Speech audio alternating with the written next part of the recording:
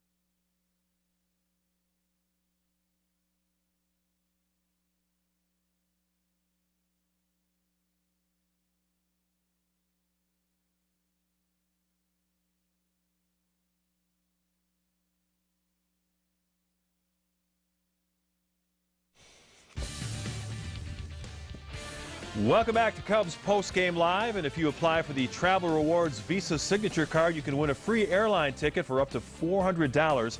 Apply today at any U.S. Bank branch. It's time now for our Four Seasons Heating and Air Conditioning. Who's hot, who's not? We're taking a look over the last 7 days. Arizona's David Hernandez, the Mets' Matt Harvey each won a pair of games. Mets closer Bobby Parnell picked up 3 saves. At the other extreme, Cardinals' 10-game winner Adam Wainwright pitched okay but still suffered a pair of losses.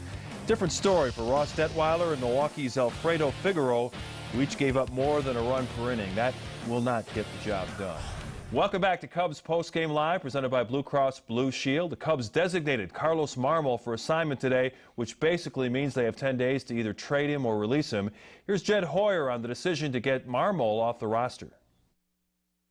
I think it had become a distraction. I think for him, I think it became hard to pitch it as well as he could because, you know, sort of every time he threw 2 balls to start off with the first hitter, he was getting booed, and I don't think that's easy for anybody. And I think it became difficult for his teammates because there was a little bit of a sideshow mentality to it. So we just felt like, you know, it was the right time. Like I said, it had become a distraction, and he sort of wasn't able to pitch late in the game for us, and so that was really the decision. Well, Jed certainly didn't pull any punches there. He No. said that Carlos had become a distraction with his poor performance. Well, absolutely. I mean, this is the right decision. I think this is a long time coming. You look back at Carlos's career with the Cubs, and there's certainly things that you should applaud. If you remember back to who he was at the beginning of his career, he was the most dominant guy out of anybody's bullpen. You talk about strikeout rate, things like that. I know it's not going to end that way, but when you think about how it started, you thought, you know what, this guy might end up in the Hall of Fame, and I mean that with all sincerity. Now, let's fast forward to today. Oh, that's not going to be the case. The case was it's time for Carlos Marmol to move on. Why? Well, guess what? He lost his effectiveness, his inconsistency, his walk rate up. I mean, everything was going the wrong direction for Carlos Marmol. For a team that's trying to rebuild, you hear words like distraction. The bottom line is this. If you were going to get that kind of production from Carlos Marmol, you're better off giving it to somebody else and finding out at least what you have. I don't believe that they were in a position where they were going to get anything through a trade. Nobody out there is interested enough to put their right hand forward and say, well, we'll give you this for Carlos Marmol right now, because it just flat out inconsistent. It got to the point where I think most Cubs fans would be willing to see just about anybody else in his position struggle. How about that? I mean, struggle in his position. You could live with it. I think the story had to end, and it was time for it to happen. Carlos can move on. I think he's going to get a job somewhere else. Well, Marmol certainly had his ups and downs in a Cubs uniform. He was an all-star in 08, but then he lost the closer role for a time last season. And then this year, he certainly bottomed out. His ERA, 5.86. His last appearance came in New York back on June 16th. Matt Garza pitched a beauty, had a 3-0 lead going to the ninth inning. Marmol gets one out, only on a sac bunt, loses the game 4-3. My question to you is, how is this move viewed in the clubhouse? I know guys are going to support a teammate. They tried to support Carlos when he struggled. Will teammates be happy that the front office decided to do something like this? I think there's a lot of guys that probably are happy for Carlos Marmol. I mean, the run here had gotten that out of control to the point where I think that they hope that he gets a job or an opportunity somewhere else, and I believe that he will. He's been a Cub throughout his career. He hasn't been anywhere else. I believe that there's going to be a general manager, an organization that's going to take a chance on Carlos Marmol. Maybe it's the Florida Marlins or the Houston Astros or somebody, find out what they've got. I don't believe his major league career is over. It's certainly trending in the wrong direction, but there was nothing he could recover from moving forward here. No string of good performances was going to earn his way back into the good graces of Cubs fans or where this team was going to go. The time had come, and the time was now. And oh, by the way, the Cubs also released Ian Stewart, who kind of insulted everybody with his approach to his job. Yeah, and that probably should have happened a little bit sooner. I'll be about as candid as I can about that one. The way he handled himself and what the organization did for Ian Stewart, I had a lot of issues with that myself. They really stuck their neck out for him through the injuries in spring training, through what he went through last year, and to kind of take some shots at Dale Swaim, the manager, and even the organization about his circumstances.